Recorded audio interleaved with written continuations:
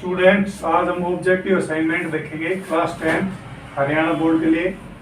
Objective assignment में पहला question हमारा express 0.0875 in the form P upon Q। इसको हमें P अपॉन Q की फॉर्म में लिखना ना। इसको आप P अपॉन Q की फॉर्म में कैसे लिखते हैं, देखो 0.0875। इसके पॉइंट को हटा दो, डेसिमल हटाएंगे तो यहाँ पे 1 और जितने भी नंबर हैं उनके सभी के क्या हो जाएंगे 0। जब इसको हम कैंसिल आउट शॉर्टेस्ट फॉर्म में लिखेंगे तो इसका हमारा जो ओवरऑल आंसर है वो हमारा क्या जाएगा 7/80। बी आंसर रहेगा इसका, बी। ठीक है, इसका पहले का आंसर क्या आएगा बी। इसको अगर ओवरऑल सोल्व करोगे ना तो ये आंसर आएगा हमारा। दूसरा क्वेश्चन है what will be the HCF of 12 and 5। तो 12 और 5 का जब हम HCF फाइंड करेंगे तो ये दोनों कैसे नंबर है 12 और 5, इन दोनों का HCF हमारा क्या आएगा 1 आएगा। 12 का HCF निकालो 2 6 फिर 2 3 3 1 जा 3 और 5 का 5 1 जा 5। ठीक है, तो यहाँ पे इसका कॉमन कुछ है नहीं दोनों में, तो इसका HCF क्या हो गया 1। इसका आंसर क्या गया 1। उसके बाद नेक्स्ट क्वेश्चन है what will be the HCF of 2 prime number. 2 prime number का HCF जब हम निकालेंगे तो भी हमारा क्या आता है 1 होता है। किसी भी 2 प्राइम नंबर का HCF निकालेंगे तो क्या आएगा हमेशा 1 आएगा। तो इसका राइट आंसर क्या हो जाएगा डी। इसका राइट आंसर क्या है डी है। और फोर्थ क्वेश्चन है the zeros of the 6x square minus 7x minus 3r। एक पॉलिनोमियल क्वाड्रेटिक पॉलिनोमियल दे रखा है, इसके हमें क्या निकालना है जीरोज निकालने हैं। इसके फैक्टर कर लो 6x square minus 7x minus 3। तो 3 को 6 से मल्टीप्लाई करेंगे तो 18 और इसके फैक्टर क्या हो जाएंगे 9 और 2। तो यहाँ से 3x कॉमन आ गया तो 3 2 जा 3 3 जा 9 प्लस 1 2x माइनस 3 और ये आपका आ जाएगा 2x माइनस 3 और 3x प्लस 1 यानी x की वैल्यू 3/2 और माइनस 1/3। तो 3/2 माइनस 1/3 इसमें ए में है, तो हमारा राइट आंसर क्या हो जाएगा ए। तो स्टूडेंट अगला क्वेश्चन है question number 5 which of the following is not a quadratic polynomial. इनमें हमें बताना कि कौन सा क्वाड्रेटिक पॉलिनोमियल नहीं है। तो जिसमें नहीं है यानी क्वाड्रेटिक पॉलिनोमियल होता क्या है, देखो जिसमें वेरिएबल की मैक्सिमम पावर क्या हो 2 तो उसको हम क्वाड्रेटिक पॉलिनोमियल है बोलते हैं। ठीक है, यहाँ भी पावर क्या है वेरिएबल की 2, तो ये भी क्वाड्रेटिक है, ये भी क्वाड्रेटिक है। और यहाँ पे पावर 2 है तो ये भी क्वाड्रेटिक है, यहाँ पे पावर 3 है, तो ये हमारा क्वाड्रेटिक पॉलिनोमियल नहीं है। जिसमें पावर 2 होगी वो हमारे क्वाड्रेटिक पॉलिनोमियल होंगे। जिसकी पावर 2 या से ज्यादा या 2 से कम है वो क्वाड्रेटिक पॉलिनोमियल नहीं है। तो हमारे इसका राइट आंसर क्या जाएगा सी। ये हमारा क्वाड्रेटिक पॉलिनोमियल नहीं है क्योंकि यहाँ पे पावर कितनी है वेरिएबल की मैक्सिमम डिग्री 3 है। नेक्स्ट क्वेश्चन है a polynomial degree 3 is called. एक ऐसा पॉलिनोमियल जिसकी डिग्री 3 उसको हम क्या बोलते हैं, तो उसको हम बोलते हैं क्यूबिक पॉलिनोमियल। क्या बोलते हैं क्यूबिक पॉलिनोमियल।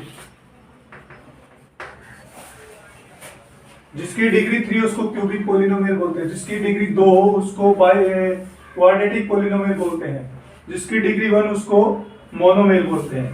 ठीक है, क्वेश्चन नंबर 7 है find the value of x and y from the equation. ये हमें 2 इक्वेशन दे रखी हैं linear equation. In linear equation को हमें क्या करना है सोल्व करके x और y की वैल्यू बतानी। तो यहाँ पे देखो इसको सोल्व करेंगे तो x plus y is equal to 5 and 2x minus 3y is equal to 4। तो यहाँ पे हमने क्या किया x के कोफिशिएंट या y के कोफिशिएंट में से किसी एक इक्वल कर लेंगे। यहाँ पे y के कोफिशिएंट इक्वल कर लिए तो y का इधर कितना था 3y, तो इसको हम y को 3 से मल्टीप्लाई कर देंगे। तो जब मल्टीप्लाई करेंगे तो पूरी इक्वेशन को मल्टीप्लाई करना है।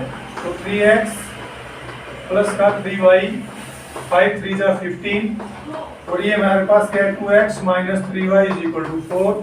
इनको क्या कर लो ऐड करेंगे तो ये हमारे कैंसिल हो जाएंगे। 3 और 2 5x इज इक्वल टू 19 और x की वैल्यू कितनी होगी 19/5।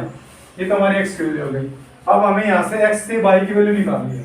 तो x plus y is equal to 5, x की वैल्यू 9 यहाँ पे रख दो 19/5 plus y is equal to 5, y is equal to 5 minus का 19/5 और इसको सोल्व करेंगे कितना आ जाएगा 5 एलसीएम 25 माइनस 19 यानी हमारे कितना गया 6/5। तो y की वैल्यू हमारे पास ये आ गई 6/5 और x की वैल्यू कितनी आ गई थी 19/5 थी, हमारे क्या आ गए x और y की वैल्यू आ गई। तो देखो स्टूडेंट्स आगे क्वेश्चन नंबर 8 है, A number is multiplied by 2 and on adding get 6 we get 28, it's linear equation will be, इसकी लीनियर इक्वेशन क्या होगी। ये जो हमें स्टेटमेंट दे रखी है, स्टेटमेंट की हमें लीनियर इक्वेशन बनानी है। तो ए नंबर इज मल्टीप्लाइड बाय 2, तो हम यहाँ पे इसका सॉल्यूशन देखते हैं। हमने मान लिया एक number, let number is x, कोई भी एक नंबर हमने मान लिया x, इसको मल्टीप्लाइड बाय 2, इसको अपने 2 से क्या कर दिया मल्टीप्लाई, एडिंग 6, इसके अंदर 6 ऐड कर दिया हमने, तो हमें क्या मिल जाएगा 28, यानी इसको मैं थोड़ा नीचे लिख देता हूँ 2x plus 6 is equal to क्या मिल जाएगा 28। तो ये हमारे इसमें क्या होगी लीनियर इक्वेशन होगी। तो ये हमारा इसका कौन सा आंसर है 2x plus 6 is equal to 28, तो इसका राइट आंसर क्या जाएगा बी हो जाएगा। तो इसका सॉल्यूशन ऐसे है। क्वेश्चन नंबर 9 है, क्वेश्चन नंबर 9 है which one of is an AP series, इसमें हमें बताने एपी कौन सी है। अब एपी कौन सी होती है जिसका कॉमन डिफरेंस क्या हो इक्वल हो, वो एपी होगी हमारी। तो फर्स्ट देखो, फर्स्ट का कॉमन डिफरेंस निकाल दो, यानी a2 माइनस a1, यानी नेक्स्ट टर्म में से प्रीसीडिंग टर्म क्या करनी माइनस का 3.2 माइनस का 1.2 माइनस का 3.2 प्लस 1.2, ये कितना मिलेगा हमें माइनस का 2 मिल जाएगा। और इसमें से इसको सब्ट्रैक्ट करो a3 माइनस a2, यानी माइनस का 5.2 माइनस का 3.2, ये माइनस माइनस फिर क्या हो गया प्लस का 3.2, ये हमें क्या मिल गया माइनस का 2। तो इस केस में हमें कॉमन डिफरेंस हो -2 मिल रहा है। इस केस में कॉमन डिफरेंस क्या मिलेगा 5 - 2 3 मिला, 7 - 5 2 मिला, 9 - 7 2 मिला, यानी यहाँ पे 3 यहाँ पे 2 यहाँ पे 2, तो कॉमन डिफरेंस तो हमारा बराबर है ही नहीं, तो ये हमारी एपी तो है ही नहीं। जिसका कॉमन डिफरेंस बराबर होगा वो हमारी एपी होगी। इस केस में 1 का स्क्वायर 1 होता है, 2 का स्क्वायर क्या होता है 4, यानी 1 का स्क्वायर 1, 2 का स्क्वायर 4, 3 का स्क्वायर 9 और 4 का स्क्वायर 16। अब 4 - 1 ये हमारे एपी ऐसे बनेगी 1 4 9 16, तो 4 - 1 3, 9 - 4 5, 16 - 9 7, तो ये हमें कॉमन डिफरेंस हमारा बराबर है ही नहीं, तो ये भी इस केस में भी हम बोलेंगे कि एपी नहीं है। तो हमारी एपी सिर्फ कहाँ है ए में, इसका तो ऑप्शन में नहीं है नन ऑफ दिस, क्योंकि हमें मिल रहा है ए ऑप्शन हमें मिला है, एपी है ये हमारी। इसका राइट आंसर क्या आएगा ए। ये भी एपी नहीं थी, इसका कॉमन डिफरेंस बराबर नहीं था, और ये भी एपी नहीं, इसका कॉमन डिफरेंस बराबर नहीं थे, दोनों एपी है नहीं, तो हमारा राइट आंसर क्या रहेगा ए। उसके बाद देखो नेक्स्ट क्वेश्चन हमारे पास, नेक्स्ट क्वेश्चन है find the 30 terms of AP. एक एपी दे रखी है हमें, ये है एपी 10 7 4। इस एपी का फर्स्ट टर्म हमारे पास क्या हो जाएगी 10, ये जो फर्स्ट डिजिट है वो हमारा फर्स्ट टर्म होती है। कॉमन डिफरेंस हमें पता है a2 - a1 ऐसे निकालेंगे, यानी 7 - 10 - 3 एंड a3 - a2, यानी 4 - 7 - 3, यानी कॉमन डिफरेंस हमें इक्वल मिल रहा है।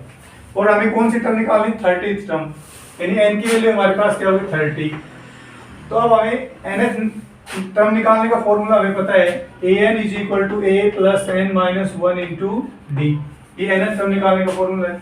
अप्लाई करेंगे, n की वैल्यू कितनी है a 30 = a कितना है 10 + 30 - 1, d कितना है d -3 यानी 10, और ये यहाँ पर 29 - 3, तो 10 माइनस इसको मल्टीप्लाई करो, 9 3 जा 27, 2 3 2 जा 6 और 2 8, यानी 87 में से 10 माइनस करो तो माइनस का 77। तो हमारा इसमें -77 कौन सा ऑप्शन है सी, ये हमारा राइट आंसर इसका क्या आ गया सी। इसका राइट आंसर सी रहेगा। स्टूडेंट क्वेश्चन नंबर 11 है, if in an AP A12 is 37 and D is equal to 3, find the value A। A की वैल्यू निकालनी है हमें। यहाँ पे इसका सॉल्यूशन करते हैं हम। A12 हमें गिवन है यहाँ पे 37। A12 को हम कैसे लिखते हैं? A plus 12 minus 1 into D is equal to 37, यानी A plus 11D is equal to 37। और यहाँ पे D हमें कितना दे रखा है? 3, तो यहाँ पे D की वैल्यू रख दो। A plus 11 into 3 is equal to 37, यानी A plus का 33 is equal to 37, और A की वैल्यू 37 माइनस इसको इधर लेके तो 33 और इज इक्वल टू 4। तो इसका A का आंसर क्या रहेगा हमारा? 4 इज इसका क्या रहेगा आंसर आता है। उसके बाद नेक्स्ट है the sequence with nth term 9 minus 5n will be। तो 9 minus 5n की the sequence with 9 with nth term is, nth term हमें दे रखा है 9 minus 5n। तो यहाँ पे हमें सीक्वेंस बताने राइट कौन सी चारों में, चार ऑप्शन इसमें राइट कौन सी सीक्वेंस है। तो यहाँ पे हम n की वैल्यू है ना पहले 1 रखेंगे। A1 9 minus 5 into 1, 9 minus 5 4, फिर हम n की वैल्यू 2 रखेंगे। A2 यानी 9 minus 5 into 2 यानी 9 minus 10 यानी -1। तो चेक करो 4 minus 1 दो टर्म हमारी पहले आ रही, ये रहा 4 minus 1। इसमें किसी में 4 minus 1 है नहीं है, तो इसका मतलब क्या हमारा राइट आंसर क्या रहेगा? ए। आप पहले दो से ही चेक कर सकते हो, इसमें तो है ही नहीं हमारा पहली टर्म नहीं है 4 और -1 भी नहीं है दूसरी टर्म, इसमें भी नहीं है, इसमें भी नहीं, सिर्फ इसमें है। तो ये हमारा क्या हो गया?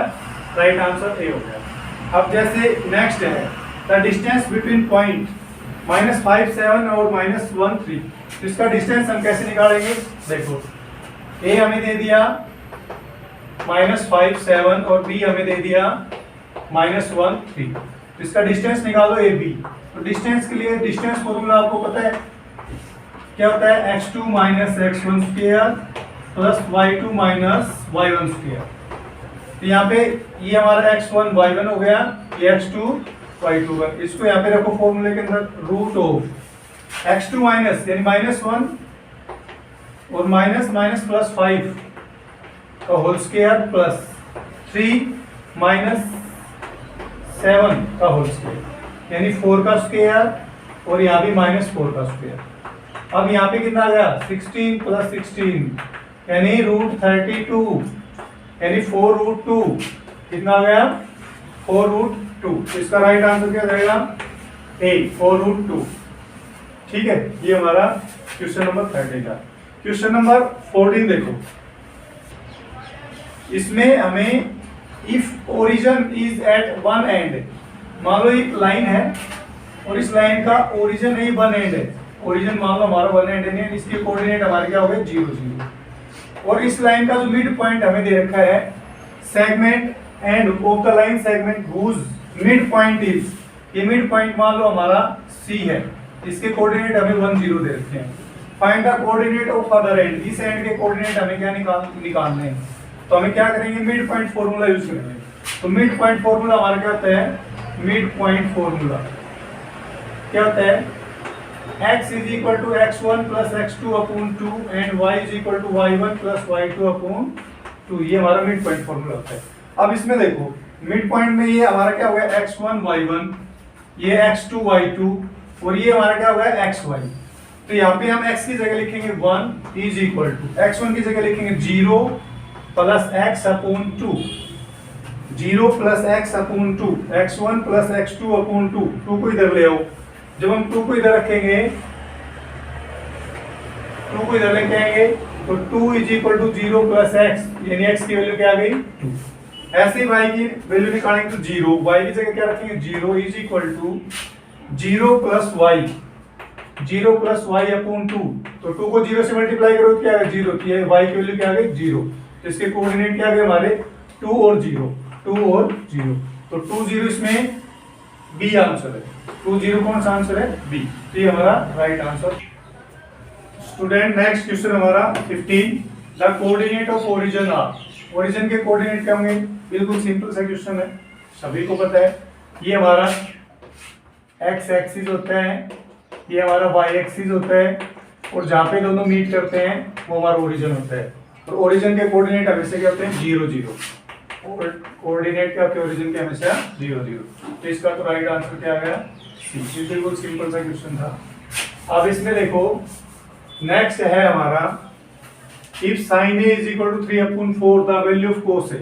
sin a की वैल्यू हमें 3/4 दे रखी है, तो यहाँ पे एक राइट एंगल ट्रायंगल ड्रा कर लो, ए बी सी। इसमें sin a कितना है? 3/4।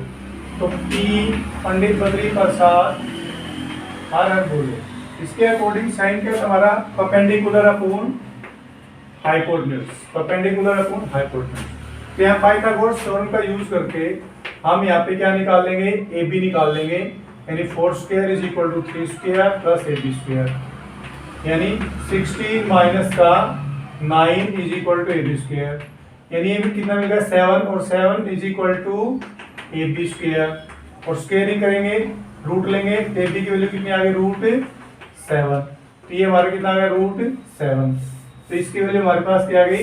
√7।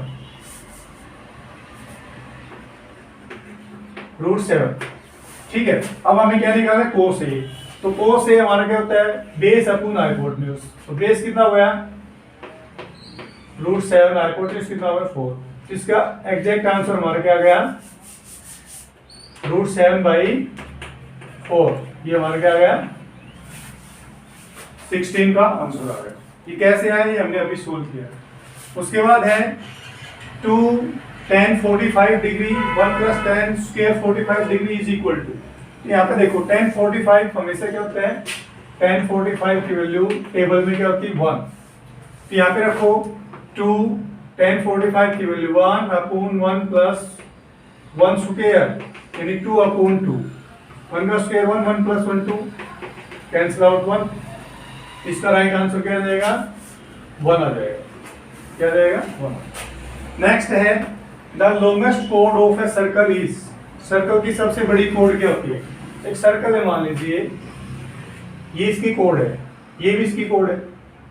तो ये जो सेंटर है, सेंटर में से मान लो एक हमने लाइन पास की, तो जब सेंटर की लाइन है वो सबसे बड़ी लाइन होती है, और उसको हम क्या बोलते हैं? डायमीटर। तो लॉन्गेस्ट कोड क्या हो जाएगी इसकी? डायमीटर। तो the longest code of circle is diameter. क्या हो जाएगी?